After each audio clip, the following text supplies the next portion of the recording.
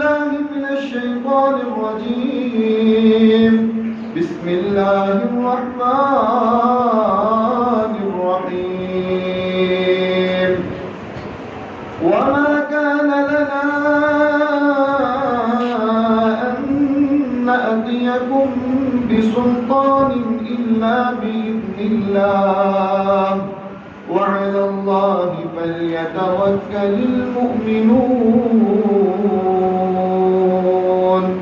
صدق الله مولانا العظيم وصدق رسوله النبي الكريم ونحن على ذلك من الشاهدين والشاكرين والحمد لله رب العالمين. حمد و ثنا، تعریف، تمجید، تقدیس اللہ رب العزت کے لیے جو کائنات کا پالنے والا ہے، خالق ہے، مالک ہے، رازق ہے، داتا ہے، گنج بخش ہے، لجپال ہے، غریب نواز ہے، غوث اعظم ہے، علی کل شیء قدیر ہے. درود و سلام آقا دو جہاں، امام الانبیاء، خطیب الانبیاء، امام اعظم، پیر اعظم، مرشد اعظم، رہبر اعظم، امام کائنات، نبی التوبہ، نبی الرحمہ، بشیر، نذیر، سراج منیر صلی اللہ علیہ وسلم کی ذات اقدس پر ہو. باری تعالیٰ سے دعا ہے کہ اللہ ہمارا یہاں پر آنا، بیٹھنا، سننا، سنانا اللہ تعالیٰ اپنی بارگاہ کے اندر منظور و مقبول فرمائے اور ہم سب کا ذریعہ نجات کا سبب بنے. اللہ ہم سب کو بار بار حج اور عمرے کی سعادت نصیب فرمائے. آج کے اس خطبہ جمعۃ المبارک میں عام احباب کے سامنے 3 باتیں بیان کرنا چاہتا ہوں جن کا تعلق عقیدے کے ساتھ ہے. اور آج ہمارا معاشرہ ان 3 باتوں میں بہت گمراہ ہو چکا ہے اور بہت سے لوگ گمراہ ہو رہے ہیں.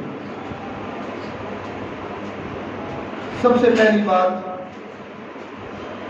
اللہ رب العالمین نے جب کسی نبی اور رسول کو اس دنیا میں مبعوث کرنا ہوتا تو نبی اور رسول کو بھیجنے سے پہلے میرے اللہ ان کو انعامات سے نوازتے تھے.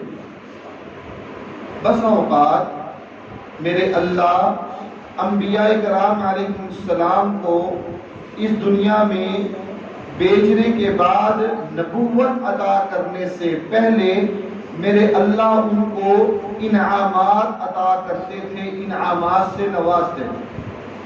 مثال کے طور پر اللہ کے نبی صلی اللہ علیہ وسلم مکہ میں پیدا ہوئے، عبداللہ کے گھر پیدا ہوئے.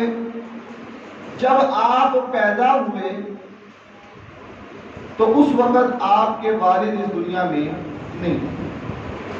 عرب کا اس وقت کا دستور تھا، ان کی ثقافت تھی، ان کا رواج تھا کہ دیہات سے دائیاں آتی اور بچوں کو وہ لے جاتی، ان بچوں کی وہ پرورش کیا کرتی تھی. دائیاں آئیں، پتہ چلا کہ عبداللہ کے گھر ایک لڑکا پیدا ہوا ہے جس کا نام محمد صلی اللہ علیہ وسلم رکھا ہے. ان دائیوں کو پتہ چلا کہ ان کے مالی معاملات جو ہیں پیسوں کے حوالے سے وہ کمزور ہیں، کیونکہ باپ سر پر نہیں ہے اور دادا ان کی مالی حالت اتنی اچھی نہیں ہے. کچھ دائیوں نے تو انکار کر دیا. حلیمہ سعدیہ رضی اللہ تعالی عنہا یہ دائی یہ بھی آئی. انہوں نے پیغمبر علیہ السلام کو لیا. اب جب واپس جانے لگی، جس سواری پر سوار ہو کر آئی تھی وہ سواری معمولی سی تھی. اس کی رفتار، اس کے چلنے کا انداز ایک عام سواری یا اس سے بھی ہلکا تھا، لیکن جب دو جہانوں کے سردار امام الانبیاء کو جب اماں حلیمہ رضی اللہ تعالی عنہا نے اپنے ساتھ لیا تو وہ سواریوں کی سردار بن گئی. وہ تیز رفتار کے ساتھ اب وہ سواری دوڑنے لگ پڑی. یہ انعام کس نے کیا؟ میرے اللہ نے. جب پیغمبر علیہ السلام کو ماں حلیمہ کے گھر لے جایا گیا، اس گھر میں رونقیں اور رحمتیں برسنا شروع ہو گئی. اس گھر کی بکریوں کے تھنوں میں جو دودھ ہوا کرتا تھا، پیغمبر علیہ السلام کے آنے کے بعد وہ روٹین سے زیادہ دودھ دینا شروع ہو گئی. پیغمبر علیہ السلام جب مائی حلیمہ رضی اللہ تعالی عنہا کے گھر گئے تو ان کے جانور جہاں سے چارہ کھاتے تھے وہاں سبزہ زیادہ اگنا شروع ہو گیا. یہ میرے اللہ نے پیغمبر علیہ السلام کی وجہ سے برکتیں اور رحمتیں اور انعام نازل کی. عربی زبان میں اس کو ارہاس کہا جاتا ہے. ارہاس کہ پیغمبر علیہ السلام نبوت عطا کرنے سے پہلے جو ملنے والی جو چیز ہوتی ہے اللہ کی طرف سے، اس کو عربی زبان میں ارہاس کہا جاتا ہے. صحیح مسلم کی روایت ہے، اللہ کے نبی صلی اللہ علیہ وسلم مدینہ میں تھے. آپ صحابہ کو کہنے لگے، اے میرے صحابہ، اللہ کی قسم مجھے آج بھی مکہ میں وہ پتھر یاد ہیں، مکہ کی وادیوں میں وہ پتھر مجھے ابھی بھی یاد ہے. میں ان کو پہچان سکتا ہوں کہ جب میں بچپن میں ہوتا تھا ان پتھروں کے پاس سے گزرتا تھا تو وہ پتھر مجھے سلام کیا کرتے تھے. ابھی نبوت نہیں ملی، ابھی رسالت نہیں ملی. یہ نبوت اور رسالت سے پہلے میرا اللہ آپ پر انعام کر رہا ہے. عربی زبان میں اس کو ارہاس کہتے ہیں. اب یہ جو انعام تھا اس میں پیغمبر علیہ السلام کا کوئی عمل دخل نہیں تھا. آپ صلی اللہ علیہ وسلم کی مرضی اس میں شامل ہے نہیں. اللہ جس طرح نوازتا گیا، آپ کو ملتا گیا، جو مقام، جو انعام، جو بلندی اللہ آپ کو دینا چاہتا تھا وہ آپ کو مل گیا. اس میں پیغمبر علیہ السلام کا کوئی عمل دخل نہیں. عربی زبان میں اس کو ارہاس کہتے ہیں. آج ہمارے معاشرے میں بعض لوگ ان چیزوں کا سینے سے انکار کر دیتے ہیں. وہ کہتے ہیں کہ ہم نہیں مانتے کہ یہ پتھر آپ کو سلام کرتے ہو، عقل نہیں مانتے. ہم نہیں مانتے کہ ایک سواری جو ہے وہ آرام سے آ رہی تھی، اس کی کوئی رفتار اور سپیڈ نہیں تھی. پھر اچانک ایک کے سوار ہونے پر وہ سواریوں کی سردار بن جائے، اس کی سپیڈ تیز ہو جائے. ہم نہیں مانتے. ہمارے معاشرے میں ایک گروہ ایسا ہے جو سرے سے ان چیزوں کا انکار کرتا ہے. پہلے نمبر پر ارہاس، یہ اللہ کا انعام ہوتا ہے اور نبوت ملنے سے پہلے اللہ ان کو عطا کرتا ہے. دوسرے نمبر پر معجزہ. معجزہ معجزہ کا لغوی معنی ہوتا ہے عاجز کر دینے والا، بے بس کر دینے والا. یہ معجزہ جو ہے یہ میرے اللہ اپنے انبیاء کو عطا کرتے ہیں. اور معجزہ کا اصطلاحی معنی یہ ہوتا ہے کہ جس کو معجزہ ملے پھر ساری دنیا مل کر بھی اس کا مقابلہ کر سکتی نہیں. ساری دنیا مل کر بھی اس معجزے کا مقابلہ کرنے سے عاجز ہو جائے، بے بس ہو جائے، اس کو معجزہ کہتے ہیں. ہمارے معاشرے میں ایسا گروہ بھی ہے جو ان چیزوں کا انکار کرتا ہے، سرے سے انکار کرتا ہے. ایسا انسان گمراہ ہے اور ایک وقت آتا ہے کہ وہ کفر میں داخل ہو جاتا ہے.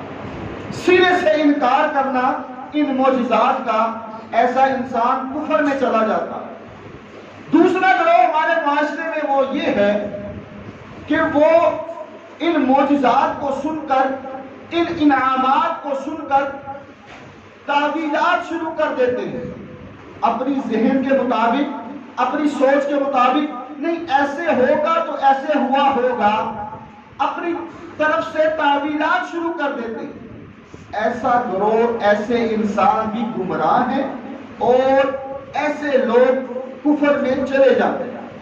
تیسرا گروہ جو ہمارے معاشرے میں پایا جاتا ہے وہ کیا ہے؟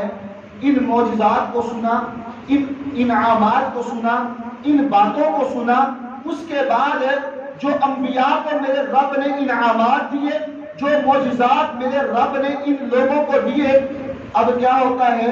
لوگ ان کی کرامات کو، ان معجزات کو سن کر ان کو اللہ کے مقابلے میں لے آتے ہیں، ان کو کہتے ہیں یہ بھی ہمارے حاجت روا ہیں، یہ بھی ہمارے مشکل کشا ہیں، دیکھیں جی ان کے پاس یہ سب کچھ تھا۔ ایسا انسان بھی گمراہ ہے اور ایسا انسان شرک میں مبتلا ہو جاتا ہے۔ الحاص، معجزات، ان کا انکار کرنے والا گمراہ ہے اور کفر میں چلا جاتا ہے۔ الحاص اور معجزات، ان کے متعلق تعویلات کرنے والا بھی انسان گمراہ ہے اور کفر میں چلا جاتا ہے۔ الحاص اور معجزات، ان کو مانتا تو ہے اور ماننے کے ساتھ ساتھ پھر ان سے مدد مانگنا شروع کر دیتا ہے، یہ عقیدہ رکھے کہ یہ اللہ کے برابر ہے، یا اللہ کے برابر جس طرح اللہ سے ہم مانگتے ہیں اسی طرح ان سے مانگنا شروع کر دے، ایسا انسان شرک میں مبتلا ہو جاتا ہے۔ بے شمار دلائل ہیں اس بارے میں، چند بیان کرنا چاہتا ہوں۔ پیغمبر علیہ السلام، صحیح بخاری کی روایت ہے، صحابہ موجود تھے، کہا یا رسول اللہ صلی اللہ علیہ وسلم پانی نہیں ہے وضو کے لیے۔ پیغمبر علیہ السلام کو جب کہا گیا تو اللہ کے نبی صلی اللہ علیہ وسلم کے ہاتھوں سے، آپ کے ہاتھوں کی انگلیوں سے میرے اللہ نے پانی کو جاری کر دیا۔ آپ کے ہاتھوں کی انگلیوں سے پانی جاری ہو گیا۔ صحابہ نے وضو کیا، صحابہ نے وضو کیا، 80 کے قریب صحابہ نے وضو کیا۔ اس میں پیغمبر علیہ السلام کا کوئی عمل دخل تھا؟ یہ کس کا حکم تھا؟ اللہ کا۔ یہ معجزے کا اختیار کس کے پاس ہے؟ اللہ کے پاس۔ وقت کا تعین بھی کس کے پاس ہے؟ اللہ کے پاس۔ یہ اللہ ہی ہے معجزہ کروا دے اور اللہ ہی ہے کہ معجزہ نہ کروا۔ پیغمبر علیہ السلام کے ہاتھوں کی انگلیوں سے پانی کا نکلنا اور 80 کے قریب صحابہ کا وضو کرنا، یہ معجزہ ہے۔ ہم مانتے ہیں، ہمارا عقیدہ ہے، ہمارا ایمان ہے کہ اللہ کر سکتا ہے اور ہوا ہے، اس میں کوئی شک، اس کا انکار کرنے والا انسان کفر میں چلا جاتا ہے۔ اس معجزے میں تعویلات کرنے والا انسان کفر میں چلا جاتا ہے۔ اب اس معجزے کو سمجھ کر کوئی انسان کہے کہ دیکھیں جی پیغمبر علیہ السلام سے بھی مدد مانگی جا سکتی ہے، دیکھیں جی پیغمبر علیہ السلام سے بھی حاجت روا اور مشکل کشا غوث اعظم مانا جا سکتا ہے، تو میرے بھائی ایسا انسان شرک میں مبتلا ہے، شرک میں مبتلا ہے۔ آپ کی ہاتھوں سے پانی کا نکلنا یہ معجزہ ہے، کس کے حکم سے؟ اللہ کے۔ پھر ایک وقت وہ بھی آیا، ایک وقت وہ بھی آیا، صحابہ بیٹھے ہوئے ہیں، یا رسول اللہ صلی اللہ علیہ وسلم پانی نہیں ہے وضو کے لیے۔ اب میرا اللہ پیغمبر علیہ السلام کو اور صحابہ کو تیمم کے مسائل بتلانا چاہتے تھے۔ یا رسول اللہ صلی اللہ علیہ وسلم پانی نہیں ہے وضو کے لیے۔ اب اگر آپ کے اختیار میں ہوتا تو آپ اپنی انگلیوں سے دوبارہ پانی جاری کر دیتے، اگر آپ کے اختیار میں ہوتا تو آپ پانی کا انتظام کر دیتے، لیکن اللہ کا حکم اس وقت نہیں تھا، اللہ کا آرڈر نہیں تھا، اس وقت پانی آپ کی انگلیوں سے جاری نہیں ہوا۔ میرے اللہ نے حکم دیا محمد صلی اللہ علیہ وسلم اگر پانی نہ ہو مجبوری ہو تو پھر مٹی سے تیمم کیا جا سکتا ہے۔ پیغمبر علیہ السلام نے اس موقع پر مٹی سے تیمم کیا اور صحابہ کو کروایا۔ کیا دلیل بنتی ہے؟ یہ معجزہ اللہ کی طرف سے ہوتا ہے۔ ان معجزات کو سمجھ کر اگر ہم انبیاء سے اولادیں مانگیں، اگر ہم انبیاء سے مشکل کشائی اور حاجت روائی کروائیں تو میرے بھائی یہ چیز، یہ کام ہمیں شرک کی طرف لے جاتی ہے۔ ایسا کرنا شرک ہے۔ معجزات کا انکار نہیں ہے، معجزات ہے، اللہ کے حکم سے ہوتے ہیں، ہمارا یقین اور ایمان ہے۔ وہ روایت آپ نے بھی سنی ہے، میں نے بھی پڑھی ہے، آپ نے بھی اکثر سنی ہوگی۔ ابو ہریرہ رضی اللہ تعالی عنہ، وہ صحابہ اصحاب صفہ، صفہ کہتے ہیں چبوترے کو، پنجابی میں تھڑے کو کہتے ہیں۔ مسجد نبوی میں پیغمبر علیہ السلام کے روزے کے ساتھ ہی ایک اونچی سی جگہ ہے جسے اصحاب صفہ کہا جاتا ہے۔ وہاں دور دراز سے جو لوگ آتے تھے، جو مسلمان ہوئے اور مدینہ آئے اور ان کا گھر بار کوئی نہیں تھا، تو وہ لوگ جو تھے، وہ صحابہ جو تھے، وہ اس چبوترے کے اوپر رہا کرتے تھے، ادھر بیٹھا کرتے تھے۔ ابو ہریرہ رضی اللہ تعالی عنہ وہ اپنے گھر سے نکلے اور ابو بکر رضی اللہ تعالی عنہ ملے۔ کہنے لگے ابو بکر مجھے اس آیت کا ترجمہ بتلائیے۔ کہا کون سی؟ کہا وَيُطْعِمُونَ الطَّعَامَ عَلَى حُبِّهِ مِسْكِينًا وَيَتِيمًا وَأَسِيرًا إِنَّمَا نُطْعِمُكُمْ لِوَجْهِ اللَّهِ۔ ابو بکر کہنے لگے اس میں اللہ تعالیٰ فرماتے ہیں کہ اللہ تعالیٰ اس سے راضی ہے، اہل ایمان کی یہ صفات ہیں کہ وہ مسکینوں کو، یتیموں کو اور قیدیوں کو کھانا کھلاتے ہیں، صرف اللہ کی رضا کے لیے، اللہ کے چہرے کے دیدار کے لیے یہ کام کرتے ہیں۔ ابو ہریرہ رضی اللہ تعالی عنہ کا مقصد کچھ اور تھا، وہ چلے گئے، عمر فاروق رضی اللہ تعالی عنہ کے پاس گئے، کہا مجھے اس آیت کا ترجمہ بتلائیے۔ کہا کون سی؟ کہا وَيُطْعِمُونَ الطَّعَامَ عَلَى حُبِّهِ مِسْكِينًا وَيَتِيمًا وَأَسِيرًا إِنَّمَا نُطْعِمُكُمْ لِوَجْهِ اللَّهِ۔ عمر فاروق رضی اللہ تعالی عنہ نے بھی ان کو ترجمہ بتلا دیا۔ جو ابو ہریرہ چاہتے تھے وہ نہ ہوا۔ آخرکار ابو ہریرہ دو جہانوں کے سردار امام الانبیاء جناب محمد رسول اللہ صلی اللہ علیہ وسلم کے پاس پہنچے، کہنے لگے یا رسول اللہ صلی اللہ علیہ وسلم وَيُطْعِمُونَ الطَّعَامَ عَلَى حُبِّهِ مِسْكِينًا وَيَتِيمًا وَأَسِيرًا إِنَّمَا نُطْعِمُكُمْ لِوَجْهِ اللَّهِ۔ کیا معنی ہے؟ کہا ابو ہریرہ میرے ساتھ آ جائے، ابو ہریرہ میرے ساتھ آؤ۔ پیغمبر علیہ السلام اپنے گھر گئے اور کہا گھر میں کھانے کے لیے کچھ ہے؟ آگے سے جواب آیا کچھ نہیں ہے۔ پیغمبر علیہ السلام نے کہا کچھ پینے کے لیے ہے؟ جواب ملا انصار کی طرف سے ایک دودھ کا پیالہ آیا ہے، وہ پڑا ہوا ہے۔ پیغمبر علیہ السلام نے کہا میرے پاس لاؤ۔ اس پیالے کو لایا گیا اور آپ صلی اللہ علیہ وسلم نے اس پیالے کو ابو ہریرہ رضی اللہ تعالی عنہ کے ہاتھوں میں تھما دیا اور کہا ابو ہریرہ مسجد نبوی میں پہنچو اور اصحاب صفہ کو جمع کرو، ان کی لائن بنواؤ اور ان کو اکٹھا کرو۔ صحابہ کو اکٹھا کیا۔ ابو ہریرہ پریشان کہ طلب مجھے ہے، بھوک مجھے لگی ہے، لیکن پیغمبر علیہ السلام ایک پیالہ ہے اور کہہ رہے ہیں کہ اصحاب صفہ کو جمع کرو۔ اب جب حکم آ جائے پھر اپنی مرضی چل سکتی، جب پیغمبر کا آرڈر آ گیا پھر اپنی مرضی نہیں۔ اصحاب صفہ کو اکٹھا کیا گیا، ایک پیالہ، اور پیغمبر علیہ السلام موجود، ابو ہریرہ موجود۔ کہا ابو ہریرہ ان سب کو پلانا شروع کرو۔ ابو ہریرہ سوچنے لگے کہ پیاس مجھے لگی ہے، بھوک مجھے لگی ہے، طلب مجھے ہے، میں نکلا اس آیت کا مفہوم پوچھنے، اور پیغمبر علیہ السلام ایک پیالہ اور اتنے افراد، پتہ نہیں باری آتی ہے کہ نہیں آتی، لیکن آپ کا فرمان تھا، آپ کا آرڈر تھا، پلانا شروع کیا۔ وہ ایک پیالہ ہے 80 سے زیادہ افراد اصحاب صفہ مسجد نبوی کے اندر. ابو ہریرہ کہتے ہیں کہ اللہ نے اس ایک دودھ کے برتن اور پیالے میں اتنی برکت رکھی کہ 80 سے زیادہ اصحاب صفہ نے اس دودھ کو پی لیا، پھر بھی دودھ باقی رہ گیا، دودھ بچ گیا. پیغمبر علیہ السلام نے کہا ابو ہریرہ دودھ باقی ہے؟ یا رسول اللہ صلی اللہ علیہ وسلم اتنا ہی ہے جتنا تھا. کہا ابو ہریرہ پیو. ابو ہریرہ پیو. ابو ہریرہ کہتے ہیں کہ میں نے رج کر پیا، پیٹ بھر کر پیا. پیغمبر علیہ السلام نے کہا ابو ہریرہ پی لیا؟ جی یا رسول اللہ صلی اللہ علیہ وسلم پی لیا. کہا اب مجھے دو.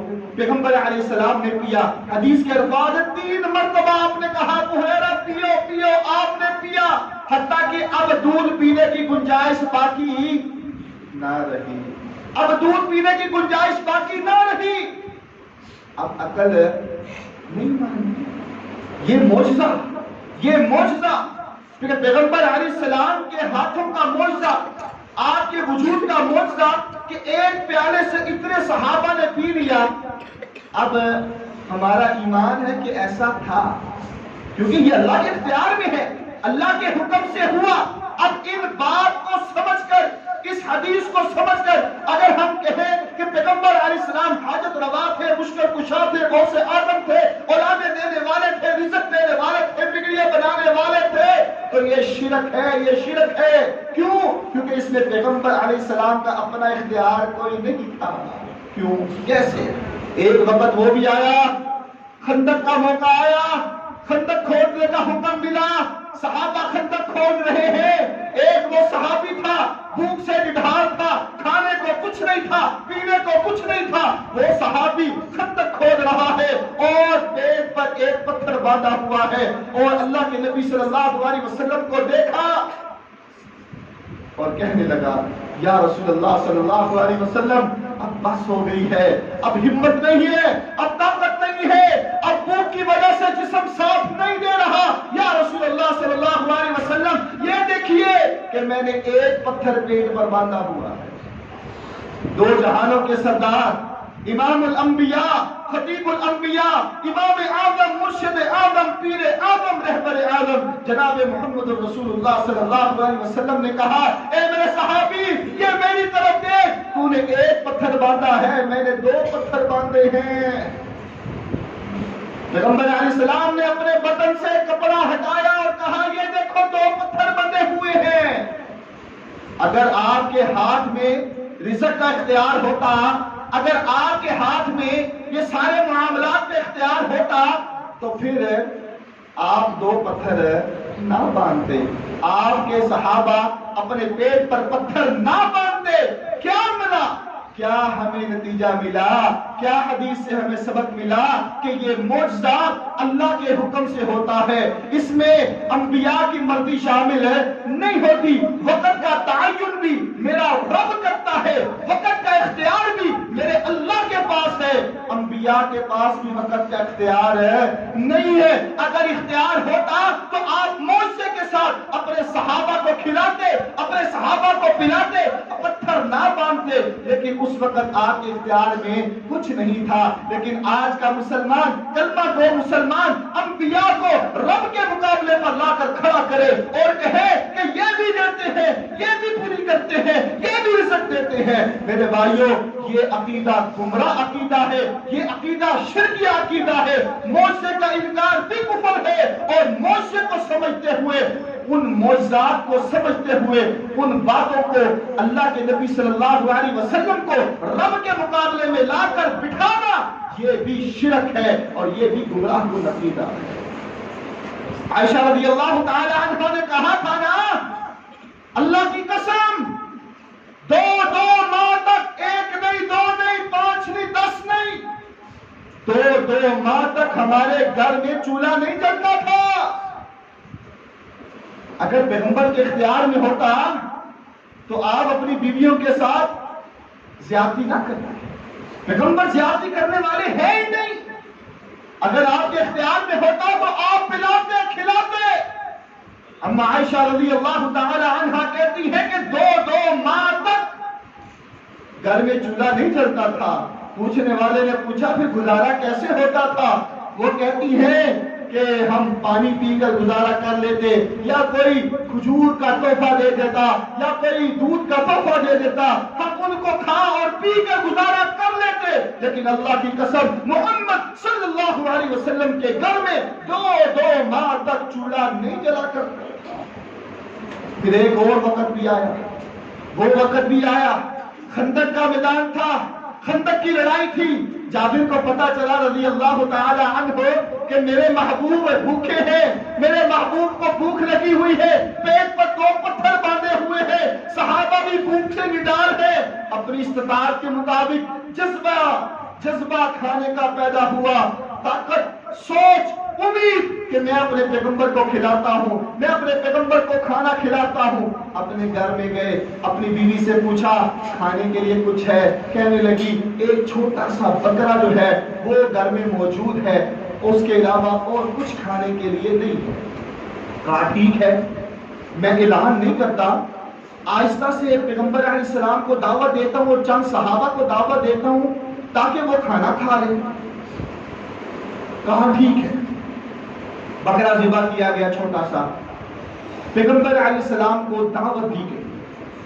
اللہ کے نبی صلی اللہ علیہ وسلم نے خندق کے سارے صحابہ پر اعلان کر دیا، میرے صحابہ جابر کے گھر کھانے کی دعوت ہے، ایک چھوٹا سا بکرا اور 1400 صحابہ، کیا بنے گا؟ جابر رضی اللہ تعالیٰ گھر گئے، کہنے لگے اپنی بیوی سے کہ معاملہ خراب ہو گیا کہ ایک چھوٹا سا بکرا ہے اور پیغمبر علیہ السلام نے 1400 صحابہ میں اعلان کر دیا، سارے صحابہ تیار ہیں، اب کیا بنے گا؟ بیوی بڑی صابرہ تھی، اللہ پر توکل، انبیاء پر اعتماد اور یقین تھا۔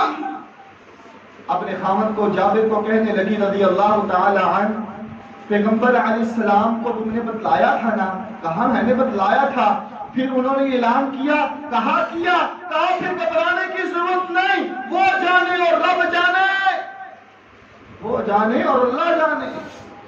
پیغمبر علیہ السلام نے جابر کو کہا جابر میرے آنے سے پہلے تم نے ہنڈیا جو چولہے کے اوپر رکھی ہے، آگ کے اوپر رکھی ہے، میرے آنے سے پہلے اس کو نیچے نہیں اتارنا، ایک حکم ملا۔ دوسرا پیغمبر علیہ السلام نے کہا کہ میرے آنے سے پہلے تم نے روٹیاں پکانی شروع نہیں کرنی۔ پیغمبر علیہ السلام گئے، آپ نے اپنا لعاب سالن میں ڈالا، آپ نے اپنا لعاب آٹے میں ڈالا، 1400 صحابہ نے پیٹ بھر کر اس کھانے کو کھایا۔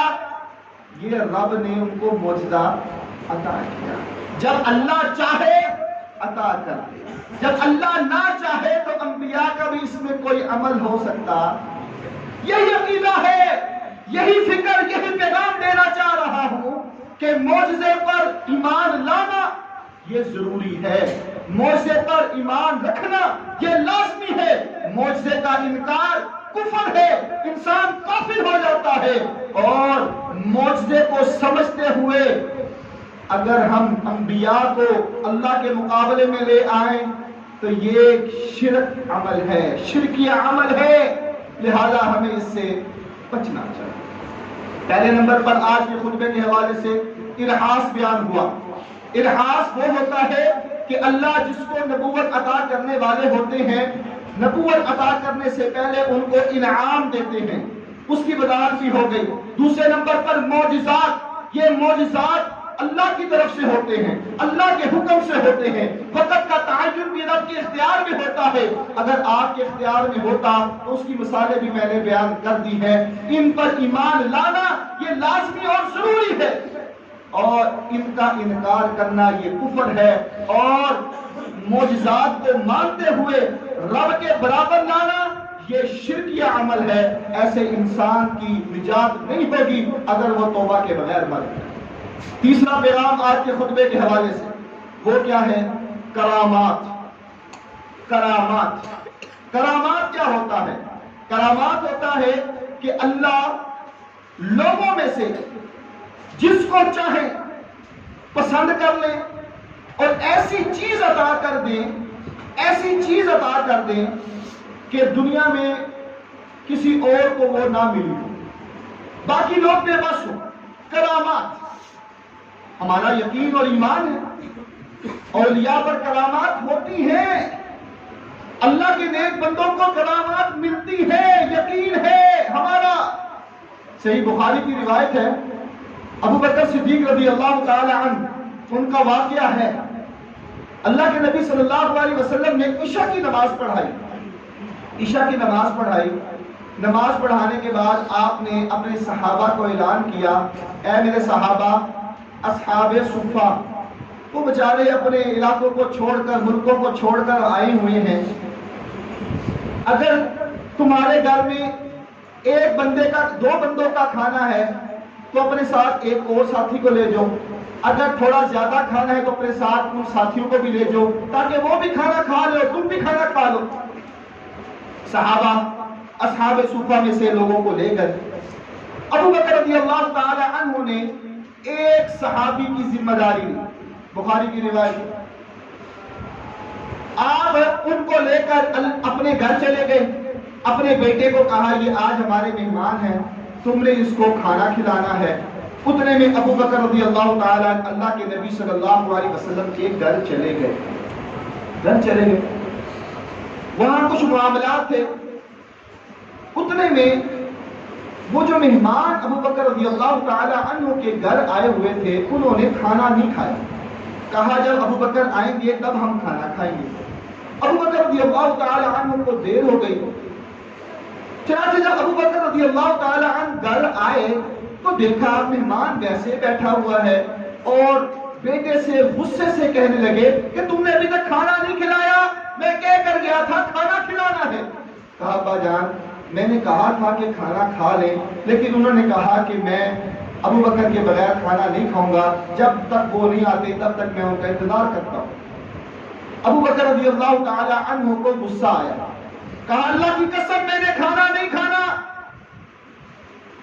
اب وہ مہمان جو تھے انہوں نے کھانا کھانا شروع کر دیا، کھانا کھانا شروع کیا، پیٹ بھر کر کھانا کھا لیا، لیکن کھانا ویسے کا ویسے کھانا پہلے سے زیادہ تھا۔ ابو بکر رضی اللہ تعالی عنہ کہنے لگے میں نے تو قسم کھا لی ہے، چلو میں قسم کا کفارہ ادا کر دوں گا۔ ابو بکر رضی اللہ تعالی عنہ نے بھی کھانا کھایا، کھانے میں کمی واقع نہیں۔ ابو بکر رضی اللہ تعالی عنہ کے گھر والوں نے کھانا کھایا، کھانے میں کمی نہیں ہوئی۔ اگلا دن ہوا، صبح ہوئی، ان کھانے کو اللہ کے نبی صلی اللہ علیہ وسلم کے سامنے پیش کیا گیا، صحابہ کو بلایا گیا۔ حدیث کے الفاظ ہے کہ ظہر تک سارے صحابہ نے پیٹ بھر کر کھانا کھایا، ظہر تک سارے صحابہ کھانا کھاتے رہے۔ یہ کرامات کس کی تھی؟ ابو بکر رضی اللہ تعالی۔ یہ کس کی کرامات تھی؟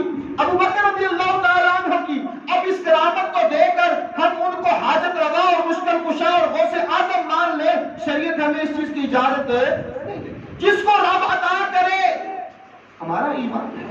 پھر ایک وقت وہ بھی آیا نا جب ہجرت کا حکم ملا، غار سور گئے، وہاں کھانے کو کچھ نہیں تھا، وہ ایک غلام روزانہ رات میں چھپ کر آتا تھا اور کھانا دیتا تھا۔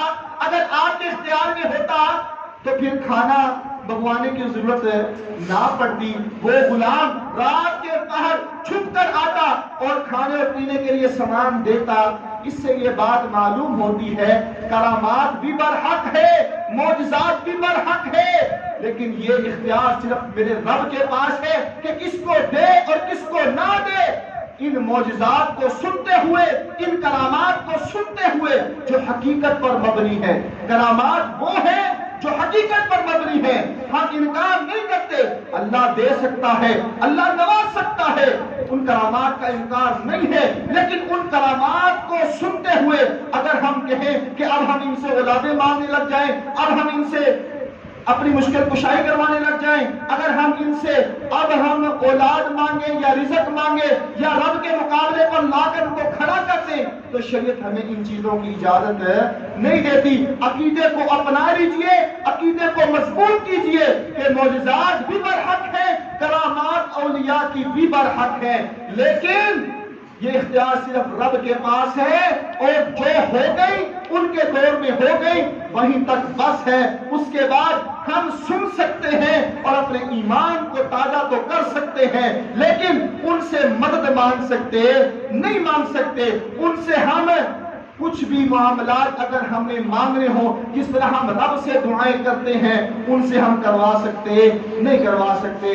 اللہ سے دعا ہے کہ اللہ ہمارے عقیدے کو مضبوط بنائے، اللہ ہمیں شرک کی دلدل سے محفوظ فرمائے، ہم کرامات کا، اولیاء کا، اللہ کے نیک بندوں کا، اللہ کے ولیوں کا انکار کرنے والے نہیں ہیں، ان کے بے ادب گستاخ نہیں ہیں، لیکن ہم یہ بھی نہیں چاہتے کہ ہم ان کو رب کے مقابلے پر لا کر کھڑا کر دیں۔ شریعت ہمیں اس چیز کی اجازت نہیں دیتی۔ رب نے جو عطا کیا ہمارا ایمان ہے، رب نے جو دیا ہمارا ایمان ہے، وہی تک بس ہے۔ اس کے بعد جو رب کے اختیار میں ہے ہمیں اس پر صبر، شکر اور اس پر ایمان لاتے ہوئے زندگی بسر کرنا ہوگی، اور جو کچھ بھی مانگنا ہے رب سے مانگنا ہے، جو کچھ بھی مانگنا ہے اپنے اللہ اور داتا سے مانگنا ہے، کیونکہ وہی ہمارا حاجت روا ہے، وہی ہمارا مشکل کشا ہے، وہی ہمارا غوث آدم ہے، وہی ہمارا بگڑیاں بنانے والا ہے، وہی ہمارے معاملات سنبھالنے والا ہے، وہی رب ہے کہ پتھروں کے اندر کیڑے کو رزق دے دے، وہی رب ہے کہ دنیا میں چلتے پھرتے بندے کو رزق نہ دے۔ یہ ساری تقسیم رب کے اختیار میں ہے، مخلوق میں سے کسی ایک کے پاس بھی یہ تقسیم اور اختیار نہیں ہے، وہ انبیاء کیوں نہ ہو، اولیاء کیوں نہ ہو، اتقیاء کیوں نہ ہو، صلحاء کیوں نہ ہو، شہداء کیوں نہ ہو، یہ تقسیم ان کے پاس نہیں ہے۔ تقسیم صرف ہمارے اکیلے رب کے پاس ہے، ہمیں اسی سے مانگنا چاہیے اور اسی سے فریاد اور پکار کرنی چاہیے۔ اللہ ہمارے عقیدے کو مضبوط فرمائے، اللہ ہمارے اندر شرک کی غلاظت کو دور کر دے اور ہمیں عقیدہ توحید جیسی نعمت سے مالا مال